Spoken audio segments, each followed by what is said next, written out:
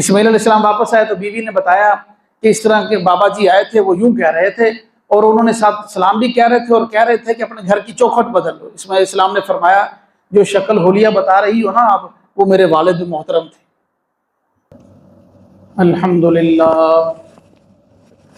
الحمدللہ وحدہ والصلاة والسلام علی من لا نبی بعدہ ولا معصوم بعدہ ولا رسول بعدہ ولا امت بعد امتہ ولا کتاب بعد کتابہ نحمده ونصلي ونسلم على رسوله الكريم اما بعد فاعوذ بالله من الشيطان الرجيم بسم الله الرحمن الرحيم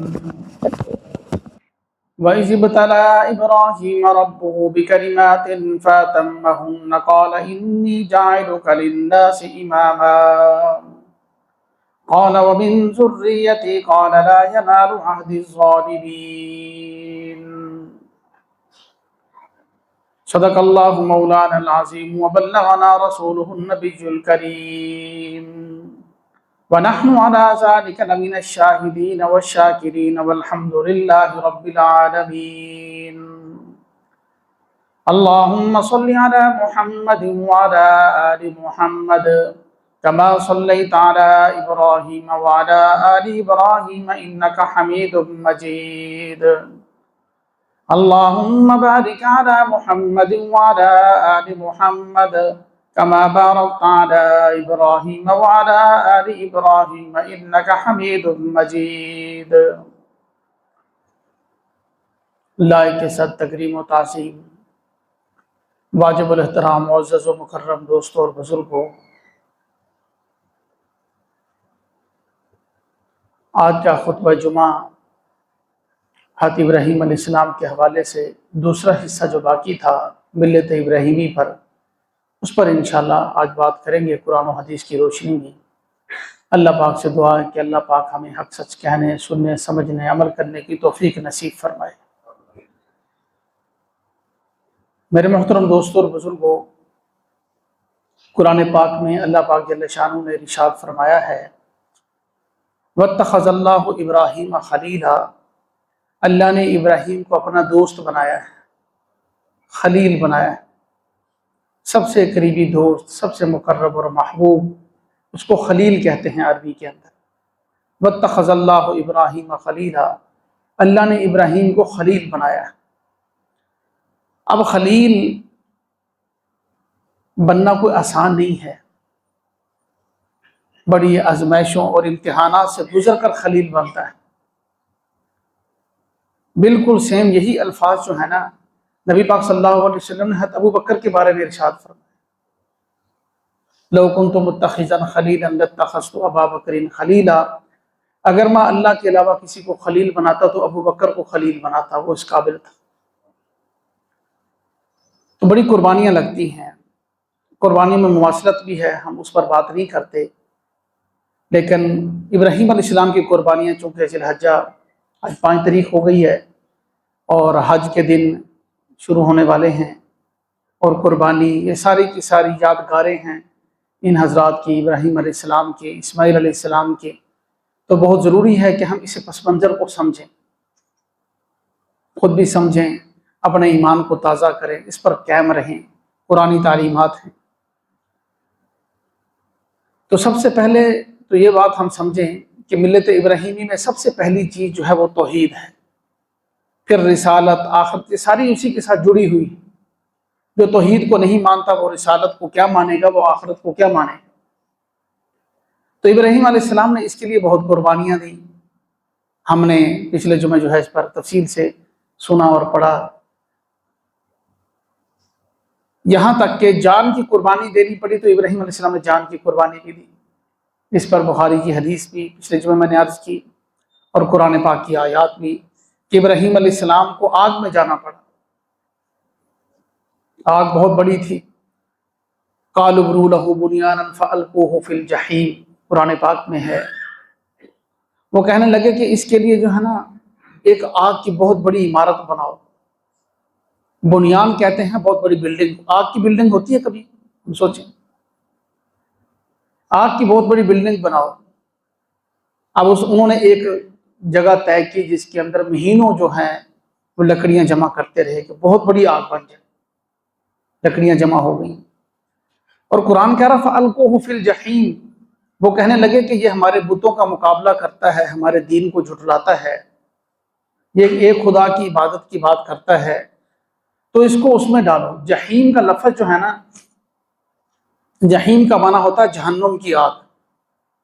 جحیم جہنم کی آگ کو کہتے ہیں، اور پورے قرآن کے اندر دنیا کی آگ کو صرف اسی ایک مقام پر جحیم کہا گیا ہے، ورنہ نار، دنیا کی آگ کے لیے نار کا لفظ ہی استعمال ہوا ہے، آخرت کی آگ کے لیے جہنم کا لفظ استعمال، جحیم کا لفظ استعمال ہوا ہے۔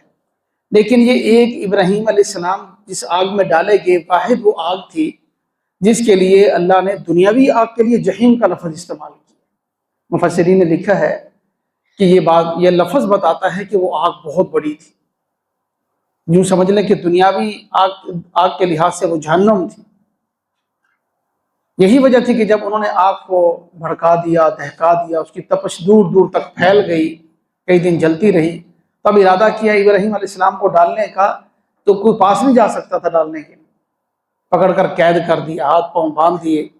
پھر انہوں نے منجنیق کا استعمال کیا جس کے ساتھ دشمن پر پتھر پھینکتے تھے لڑائی کے لیے، اس کے اندر ڈال کر جو ہے پھر ابراہیم علیہ السلام کو آگ کے اندر ڈالا گیا۔ تو بخاری شریف کی حدیث ہے کہ فرشتے آئے، پانیوں کے، ہواؤں کے، جبرائیل علیہ السلام آئے، تو ابراہیم علیہ السلام نے آگے سے یہی کہا حسبنا اللہ ونعم الوکیل، مجھے اللہ ہی کافی ہے اور اللہ ہی بہترین کارساز ہے۔ پھر قرآن پاک میں پچھلے جمعے میں نے عرض کیا، اللہ پاک جل شانہ نے ارشاد فرمایا قلنا یا نار کونی بردا وسلاما علی ابراہیم، ہم نے حکم دیا اے آگ ابراہیم پر ٹھنڈی اور سلامتی والی ہو جا۔ تو جب بندہ اللہ کا ہو جاتا ہے نا تو اللہ پانیوں کو، آگ کو، ہواؤں کو، ہر چیز کو بندے کے تابع کر دیتے ہیں۔ یہی ابن آدم ہے جس کو اتنا اونچا مقام مل جاتا ہے، اللہ ہر چیز کو، چونکہ مخلوقات انسان پر بوجھ نہیں ہے، انسان کے لیے کوئی زحمت نہیں ہے۔ زحمت تو اس وقت بنتی ہے جب انسان اپنے اعمال کو بگاڑتا ہے، جب اپنے رب کو ناراض کرتا ہے، جب اپنے رب کو راضی کر لیتا ہے نا تو یہ چیزیں پھر اس کے حکم کے تابع ہوتی ہیں۔ تو اب ابراہیم علیہ السلام پر وہ آگ ٹھنڈی اور سلامتی والی ہوگی۔ اب خلیل بننے کے لیے پہلی قربانی کیا درکار تھی؟ جان کی قربانی ابراہیم علیہ السلام نے وہ آگ کے اندر پیش کی۔ اس کے بعد جو ہے جب انہوں نے دیکھا کہ یہ ابھی بھی باز نہیں آ رہا، یہ تو بچ گیا ہے، پھر حالات تنگ کر دیے، بائیکاٹ کر دیے، اور اللہ پاک کی طرف سے بھی حکم آ گیا کہ اب آپ جو ہے نا ہجرت کریں۔ ابراہیم علیہ السلام نے قال انی مہاجر الی ربی انہ سیہدین، عراق سے ملک شام کی طرف ہجرت کی۔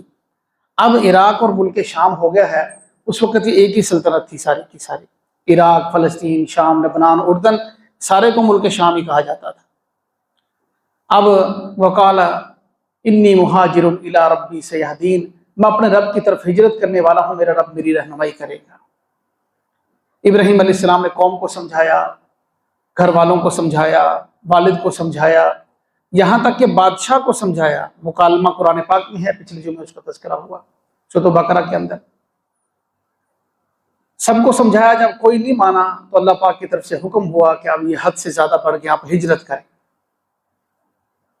پھر یہاں پر اللہ ابراہیم علیہ السلام فرما رہے ہیں انی مہاجر الی ربی، میں اپنے رب کی طرف ہجرت کر رہا ہوں، یعنی مجھے کوئی اور مقصد نہیں ہے، رب کی رضا کے لیے ہجرت کر رہا ہوں۔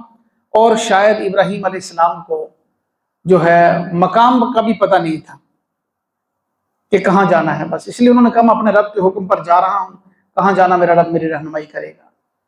ملک عراق سے ملک شام تشریف لائے، جو حلب ہے نا آج بھی، اب تو پچھلے 5-7 سال 10 سالوں کے جنگوں کے اندر بہت لاکھوں مسلمان حلب کے اندر شہید ہو گئے اور سارا کھنڈرات بن گیا۔ یہ حلب اصل میں یہ ریاست تھی اس وقت، جیسے ہمارے کچھ ریاستیں تھیں نا، بھاولپور کی ریاست اور ریاستیں تھیں پاکستان کے اندر، وہ ریاست تھی الگ سے۔ یہ حلب کا نام بھی حلب ابراہیم علیہ السلام کی وجہ سے مشہور ہوا۔ حلب حلیب، حلوب سے ہے، جس کا معنی ہوتا ہے دودھ، اور ابراہیم علیہ السلام بکریوں کا دودھ دو کر مہمانوں کی مہمان نوازی کیا کرتے تھے۔ آنے جانے والے جو قافلے تھے وہاں ٹھہرتے تو ابراہیم علیہ السلام دودھ کے ساتھ ان کی مہمان نوازی کیا کرتے، تو شہر کا نام ہی ان کے نام سے پڑ گیا، حلب۔ تو یہاں پر اس کے قریب جو ہے وہ کنعان ہے، جہاں پر ابراہیم علیہ السلام تشریف لائے۔ ہجرت کرنے والے 3 لوگ تھے، ابراہیم علیہ السلام ہیں، ساتھ حضرت سارہ ابراہیم علیہ السلام کی زوجہ محترمہ ہیں، اور ساتھ جو ہے بھتیجے حضرت لوط علیہ السلام۔ پھر لوط علیہ السلام کو سدوم کی بستیاں، وہ جو علاقہ جس کو اللہ پاک نے پتھروں کی بارش برسا کے ہلاک کیا، اس طرف ان کی تشکیل کر دی اللہ پاک جل شانہ نے، وہاں نبی بنا کر بھیج دیے گئے۔ ابراہیم علیہ السلام یہاں ٹھہرے۔ پھر راستے میں واقعہ پیش آیا جس کا بخاری شریف میں تفصیل کے ساتھ ذکر ہے۔ ابی بن کعب رضی اللہ تعالیٰ عنہ راوی ہیں اس حدیث کے، فرمایا کہ راستے میں ایک بادشاہ تھا، جب ملک مصر سے گزرنے لگے اس کی حدود سے، تو جو مصر کے بادشاہ ہوتے تھے نا، ان کا لقب ہوتا تھا فرعون۔ ہر بادشاہ کو فرعون کہتے تھے۔ یہ تو ہمارے ہاں مشہور ہو گیا نا، جو فرعون موسیٰ علیہ السلام کے زمانے کا فرعون تھا، اس کا نام کو اور تھا، یہ اس کا لقب تھا۔ جیسے ہمارے ہاں ملک کا بڑا ہوتا ہے اس کو صدر کہا جاتا ہے یا وزیر اعظم کہا جاتا ہے، اس کو فرعون کہا جاتا تھا۔ اس وقت کا جو فرعون تھا ملک مصر کا، اس نے جو ہے دسترازی کی حضرت سارہ پر ان کو گرفتار کروایا۔ پھر آخرکار وہ تفصیلی واقعہ ہے، اس کا جو ہے اللہ کی پکڑ میں آ گیا۔ حضرت سارہ نے دعا کی، وہ ٹھیک ہو گیا۔ پھر اس نے ایسا کیا، حضرت سارہ کی دعا سے دوبارہ ٹھیک ہو گیا۔ پھر اس نے اپنی ایک باندی جس کا نام ہاجرہ تھا، وہ حضرت سارہ کو ہبہ کر دی، ہدیے میں دے دی۔ حضرت سارہ نے وہ باندی ہدیے میں ابراہیم علیہ السلام کو دے دی۔ اب ابراہیم علیہ السلام نے اس سے حضرت ہاجرہ سے جو ہے وہ نکاح کر لیا۔ تو پھر حضرت ہاجرہ سے اللہ پاک جل شانہ نے بڑھاپے کی حالت میں بیٹے حضرت اسماعیل علیہ السلام عطا فرمائے۔ اور پہلے حضرت سارہ سے، حضرت ہاجرہ سے اسماعیل علیہ السلام پیدا ہوئے، جو باندی تھی جس سے بعد میں نکاح کیا۔ بعد میں جو اصل زوجہ محترمہ تھی حضرت سارہ، ان کے ہاں پھر حضرت اسحاق علیہ السلام کی ولادت۔ حضرت اسحاق علیہ السلام اسماعیل علیہ السلام سے چھوٹے ہیں۔ اللہ پاک جل شانہ نے قرآن میں تذکرہ کیا، وَوَهَبْنَا لَهُ إِسْحَاقَ وَيَعْقُوبَ وَكُلًّا هَدَيْنَا، ہم نے ان کو اسحاق دیے، یعقوب دیے، اور جو ہے پھر انبیاء کا سلسلہ سارا کا سارا جو ہے وہ اسحاق علیہ السلام سے آگے چلا، یعقوب علیہ السلام سے آگے چلا۔ یعقوب علیہ السلام کا نام لقب جو ہے وہ اسرائیل تھا، جن کی اولاد کو بنی اسرائیل کہا جاتا ہے۔ اب ابراہیم علیہ السلام کے جو دوسری زوجہ ہیں حضرت ہاجرہ، ان کے لیے حکم ہوا کہ ان کو دیکھیں، دوسری قربانی وطن کی قربانی ہے۔ وطن چھوڑنا بہت مشکل ہے۔ خلیل اللہ بننے کے لیے سب سے پہلی قربانی کیا دی؟ جان کی قربانی۔ دوسری قربانی جو ہے وطن کی قربانی، پھر مال بھی خرچ کیا۔ اس کا اللہ پاک نے قرآن پاک میں تذکرہ بھی کیا ہے کہ جب وہ فرشتے آئے نا، هل اتاک حدیث ضیف ابراہیم المکرمین، کیا آپ کے پاس ابراہیم علیہ السلام کے جو معزز مہمان آئے تھے ان کی خبر پہنچی ہے؟ قرآن کہہ رہا ہے، سورۃ الذاریات کے اندر اللہ پاک جل شانہ فرما رہے ہیں، هل اتاک حدیث ضیف ابراہیم المکرمین، ابراہیم کے جو معزز مہمان تھے ان کی خبر، واقعہ سنا ہے آپ نے، پڑھا ہے؟ وہ کیا تھا؟ وہ اس کو قرآن بیان کر، اذ دخلوا علیہ فقالوا سلاما، جس وقت وہ ابراہیم علیہ السلام کے پاس پہنچے تو انہوں نے سلام کیا۔ تو سلام کا عموماً رواج نہیں تھا، انہوں نے سلام کیا، قال سلام قوم منکرون، ابراہیم علیہ السلام نے بھی آگے سے جواب دیا سلام کا، اور وہ کہنے لگے یہ اوپرے لوگ لگتے ہیں۔ فراغ الی اہلہ فجاء بعجل سمین، وہ اپنے گھر والوں کی طرف گئے اور بچڑے کا بھونا ہوا گوشت لے کر مہمانوں کے سامنے پیش کیا۔ یہ مہمان نوازی ابراہیم علیہ السلام سے شروع ہوئی ہے روئے زمین پر، جو تاریخ کی کتابوں میں ملتا ہے۔ پہلے جب کہیں کوئی مہمان جاتا تو وہ اپنا کھانا ساتھ لے کر جاتا تھا، تو مال بھی مہمانوں پر خرچ کیا۔ ابراہیم علیہ السلام مال کی قربانی دی، جان کی قربانی دی، وطن کی قربانی اللہ نے مانگی، وطن کی قربانی پیش کی۔ اب اولاد کی قربانی کی باری آئی ہے۔ ایک واقعہ تو آج بیان کرتے ہیں مختصراً، ایک انشاءاللہ زندگی رہی تو عید الاضحیٰ والے دن بیان کریں گے قربانی کا جو واقعہ ہے۔ ابراہیم علیہ السلام کو حکم ہوا کہ اپنی زوجہ محترمہ کو لے کر جو ہے وہ چلیں۔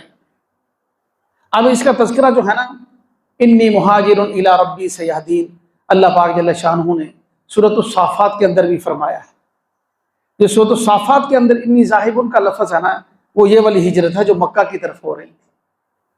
اب یہ جو راستہ ہے یمن سے ملک شام جا رہا ہے، اس کے راستے کے اوپر حجاز ایک علاقہ پڑتا ہے جہاں پر ابراہیم علیہ السلام کو بسانا اللہ پاک کی طرف سے مقصود تھا۔ ابراہیم علیہ السلام چل رہے ہیں، 3 لوگ ہیں، ایک وہ شیر خوار بچہ دودھ پینے والا اسماعیل علیہ السلام ہے، ساتھ ان کی والدہ حضرت ہاجرہ ہیں، اور ابراہیم علیہ السلام۔ سفر کرتے کرتے جب اس بیابان جہاں پر جو ہے خشک پہاڑیاں ہیں، کوئی زندگی کا نام و نشان نہیں ہے، کوئی پرندہ کوئی جانور وہاں قریب قریب نظر نہیں آتا، پانی نہیں ہے، اسباب ہی نہیں ہے نا، پانی بالکل بھی نہیں ہے۔ اب حکم ہوا جب قریب پہنچے کہ یہاں ٹھہرا دو۔ صفا مروہ کی پہاڑیوں کے درمیان جب پہنچے نا سواری، فرمایا کہ جہاں ان کو ٹھہرا دو۔ کچھ کھجوریں تھیں جو کتابوں میں تفسیروں میں لکھا ہے، کچھ کھجوریں تھیں اور مشکیزے کے اندر تھوڑا سا پانی تھا۔ وہ ان کو دے کر ابراہیم علیہ السلام اٹھ کر چلنے لگے۔ حضرت ہاجرہ نے پوچھا ہمیں کس کے سہارے چھوڑ کر جا رہے ہیں یہاں پر؟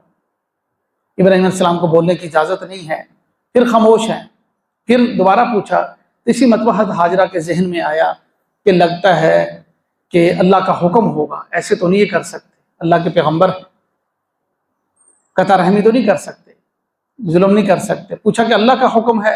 ابراہیم علیہ السلام نے سر ہلا دیا، بول تو نہیں سکتے تھے، اجازت نہیں تھی۔ تو حضرت ہاجرہ نے کہا پھر آپ جائیں، جس اللہ نے آپ کو حکم دیا ہے ہم اس کے لیے جان دینے کے لیے تیار ہیں، وہ ہمیں ضائع نہیں کرے گا، وہ ہمیں جو ہے نا وہ رسوا نہیں کرے گا، وہ ہمیں پریشان نہیں کرے گا۔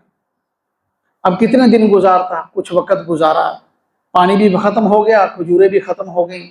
اب ادھر ماں کی ممتا ہے، ادھر چھوٹا سا بچہ ہے جو ابراہیم علیہ السلام کو اللہ نے بڑھاپے میں دیا۔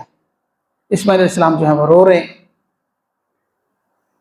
اور جو ہے حضرت ہاجرہ نے دیکھا کہ اب زندگی کے اسباب ختم ہو گئے، اپنا دودھ بھی ختم ہو گیا ہے، اور جو ہے پانی بھی نہیں ہے، خود کچھ کھائیں گی تو دودھ آئے گا نا، اور پانی بھی نہیں ہے، زندگی کے سارے اسباب ختم ہیں۔ دوڑی صفا پر گئی کہ دیکھو دور سے کوئی قافلہ آ رہا ہے، میرے بچے کی جان بچ جائے اور میں ادھر سے جو ہے نا اس قافلے کو جلدی بلاؤں، جلدی پہنچے، کوئی پانی کچھ دے دے، میں اپنے بچے کی جان بچا سکوں۔ پھر دوڑ کر آئیں کہ میرے بچے کو کوئی جانور پیچھے سے کوئی نہ آ جائے، کوئی نقصان نہ پہنچائے، دوڑ کر نیچے آئیں۔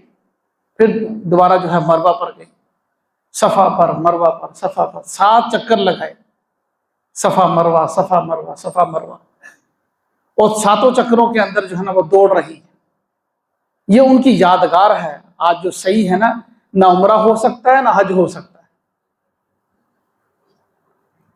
اس کے اندر جو ہے نا ساری چیزیں جمع ہیں۔ صرف اس کو یہ نہ سوچیں کہ ماں کی ممتا ہے اور بیٹے کی محبت ہے، ایسا نہیں ہے۔ یہ خلوص اتنا بھرا ہوا تھا کہ اللہ نے ان کی یادگار کو حج بنا دیا۔ لاکھوں روپیہ خرچ کر کے ہم صرف ان کی یادگار کو اپنانے کے لیے جاتے ہیں۔ آج بھی حکم ہے کہ مرد حضرات جو ہے نا وہ جو سبز لائٹیں ہیں ان پر آج بھی دوڑیں گے، صفا مروہ کے درمیان تیز چلیں گے۔ سبحان اللہ، کیسا خلوص تھا۔ اور ساتھ ساتھ جو ہے پھر دیکھیں یہاں پر اللہ پاک کی بڑی حکمتیں ہیں تمام واقعات کے اندر۔ اللہ پاک زمزم کا پانی جو ہے، چشمہ جو ہے، وہ پہلے چکر پر نکال سکتے تھے، اللہ قادر تھے، جنہوں نے 7 چکروں پر نکالا وہ پہلے چکر پر بھی نکال سکتے تھے۔ اللہ نے یہ بتا دیا کہ ان کے دوڑنے کو ایک تو میں یادگار بناؤں گا، دوسرا تمام انسانوں کے لیے، روئے زمین کے انسانوں کے لیے جو ہے یہ پیغام ہوگا کہ کوشش لازمی ہے۔ توکل اس بات کا نام نہیں ہے کہ ہاتھ پہ ہاتھ رکھ کے بیٹھ جائے بندہ، کہے گا اللہ مالک ہے۔ اپنی پوری کوشش کرو، زور لگاؤ، پھر اللہ کی مدد و نصرت آتی ہے۔ اور عموماً ایسا ہوتا ہے آخر وقت میں جب جا کر ہم اللہ کو پکارنا چھوڑ دیتے ہیں نا، اللہ کی دعا کرنا چھوڑ دیتے ہیں، مانگنا چھوڑ دیتے ہیں، مدد بھی اسی وقت آنی ہوتی ہے۔ جو مدد کا وقت ہوتا ہے ہم اس پہ ڈھیلے پڑ جاتے ہیں۔ کوئی وظیفہ شروع کیا، قرآن پاک کی تلاوت شروع کی، تہجد شروع کی، بس کوئی پڑی مہینہ کوئی رزلٹ نہیں آ رہا ہے، بس پھر ڈھیلے پڑ گئے، کام ہی نہیں ہو رہا۔ یہ تو سنا تھا کہ اس سے یہ کام ہو جاتا۔ اب کام ہونا ہوتا ہے جب انسان تھکتا ہے مجاہدہ کر کر کے، پھر اللہ کی مدد و نصرت آتی ہے۔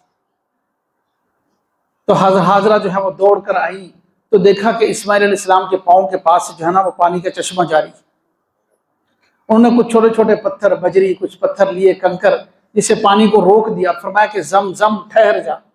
نبی پاک صلی اللہ علیہ وسلم کا فرمان ہے کہ زمزم یہ عبرانی زبان کا لفظ ہے، یہ حدیث نہیں ہے، میں اپنی طرف سے عرض کر رہا ہوں کہ زمزم جو ہے نا یہ عبرانی زبان کا لفظ ہے۔ اب آپ صلی اللہ علیہ وسلم کی حدیث میں آپ نے فرمایا کہ اگر ہماری ماں ہاجرہ اس کو نہ روکتی تو یہ پانی پوری دنیا تک پہنچایا جاتا۔ تو پانی کا بندوبست ہو گیا۔ اسماعیل علیہ السلام جو ہے یہ دونوں چند دن وہاں رہے تو بنو جرہم ایک قبیلہ ہے جو یمن سے چلا ملک شام جا رہا تھا، انہوں نے دیکھا کہ یہاں پہاڑیوں میں پہلے بھی ہم یہاں سے گزرتے ہیں، ایک پرندہ جو ہے وہ منڈلا رہا ہے، اور سوچنے لگے کہ اس علاقے میں کبھی پرندہ تو نظر بھی نہیں آیا، تو یہ علامت ہے کہ یہاں پر پانی ہے۔ دو بندوں کو بھیجا، دیکھ کر آؤ۔ وہ گئے، جا کر دیکھا کہ واقعی جو ہے وہ پانی ہے، ایک خاتون اور ایک بچہ موجود ہے۔ اجازت لے کر اس چشمے کے پاس وہ رہنے لگ گئے۔ اب اسماعیل علیہ السلام اسی میں بڑے ہوئے، اور اب یہاں پر مکہ کی جو ہے وہ آبادی شروع ہو گئی، اور انہی کے اندر جو ہے قبیلہ بنو جرہم یہ عربی تھے۔ ابراہیم علیہ السلام کی زبان جو ہے نا وہ عبرانی تھی، عربی زبان نہیں تھی، اور چونکہ اللہ نے نبی عربی کو امام الانبیاء سرکار دو عالم صلی اللہ علیہ وسلم کو مبعوث فرمانا تھا، تو یہ غیبی اسباب ہیں کہ اصل عرب جو تھے نا یمن والے، ان کو لا کر یہاں پر بسایا گیا۔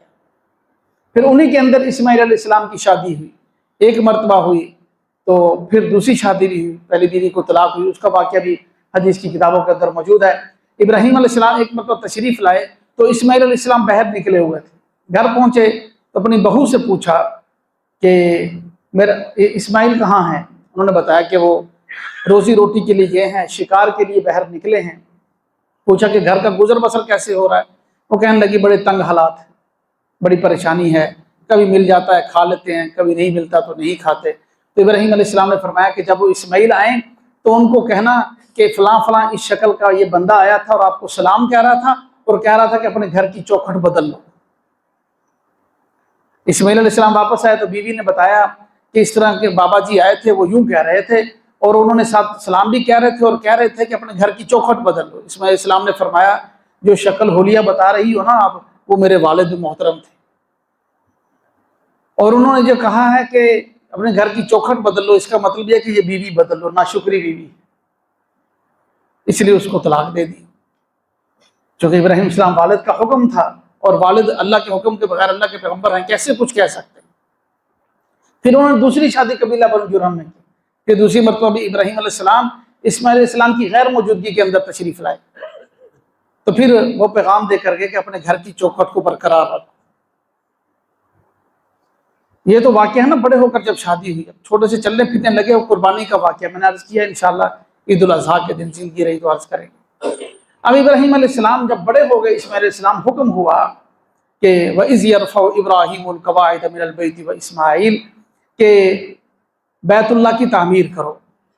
یہ بیت اللہ کا جو ہے نا یہ سب سے اس وقت جو موجود ہے وہ غالباً 11ویں 12ویں تعمیر موجود ہے اس وقت جو بیت اللہ کی۔ سب سے پہلی تعمیر آدم علیہ السلام نے کی، آدم علیہ السلام سے پہلے بھی فرشتوں نے تعمیر کی اس کی، لیکن انسانوں میں سب سے پہلی تعمیر آدم علیہ السلام نے کی۔ وہی جو آدم علیہ السلام کی بنیادیں تھیں وہ طوفان نوح میں مٹ چکی تھی، تو اس پر اللہ پاک جل شانہ نے ابراہیم علیہ السلام کو دوبارہ بھیجا، یہاں پر شہر بسایا کہ جو ہے نا اس کی دوبارہ تعمیر کی جائے، اور اس کی تعمیر کے لیے ایسا مبارک اللہ کا گھر ہے، اس کی تعمیر کے لیے 2 پیغمبروں کو استعمال کیا اللہ پاک نے، اولو العزم پیغمبر ہیں، ایک مستری کا کام کر رہا ہے، دوسرا مزدور کا کام کر رہا ہے، اور جو شطرنج ان کی گو بنائی گئی جس کے اوپر کھڑے ہو کر وہ کام کر رہے ہیں، اس کو مقام ابراہیم اس کا بھی ذکر کیا گیا۔ وَاتَّخِذُوا مِن مَقَامِ إِبْرَاهِيمَ مُصَلًّى، قرآن پاک میں ہے، مقام ابراہیم کے پاس طواف کی 2 رکعت پڑھو۔ تو یہ اللہ پاک جل شانہ نے ابراہیم علیہ السلام سے قربانیاں اتنی لے کر پھر فرمایا کہ وَاتَّخَذَ اللَّهُ إِبْرَاهِيمَ خَلِيلًا، ابراہیم کو اللہ نے اپنا دوست بنا لیا۔ تو میرے عزیز دوستو، آخری بات یہ ہم ذہن میں رکھ لیں کہ بندے کو ہدایت اور اللہ پاک کی طرف سے انعامات اور رحمتوں کی بارش اس وقت تک نہیں ہو سکتی جب وہ قربانی نہیں دے گا، مجاہدہ نہیں کرے گا، یہ بات ہم ذہن میں رکھیں۔ مجاہدہ کرنا، قربانی دینا ضروری ہے. جتنی بڑی قربانی اتنی بڑی ہدایت ہے. اور پھر بندہ تو مر جاتا ہے، ہم تو دنیا سے چلے جائیں گے، ہماری نسلوں کے ایمان کا کیا بنے گا، اس سے اگلی نسلوں کا کیا بنے گا، اس سے اگلی نسلوں کا کیا بنے گا. تو اللہ تو موجود ہے نا. کل من علیہا فان، ہر کسی نے ختم ہو جانا. وَيَبْقَى وَجْهُ رَبِّكَ ذُو الْجَلَالِ وَالْإِكْرَامِ، اللہ کی ذات باقی رہے گی صرف اور صرف. تو اللہ پھر اگلی نسلوں کے اندر بھی دین کو محفوظ رکھتے ہیں. اندازہ کریں ابراہیم علیہ السلام نے اتنی بڑی قربانی دی، اللہ نے نسلوں میں سینکڑوں نبی بھیج دی. اور یہاں تک کہ امام الانبیاء کو ابراہیم علیہ السلام کی جو ہے وہ نسل میں پیدا فرما دی. تو دین کے لیے قربانی دیتے وقت بالکل ہمارے جھجک نہیں ہونی چاہیے، گھبرانا نہیں چاہیے. یہ صرف دنیا کا مل جانا، چار پیسوں کا مل جانا اور دنیاوی عہدوں کا مل جانا، یہ سب کچھ نہیں ہے.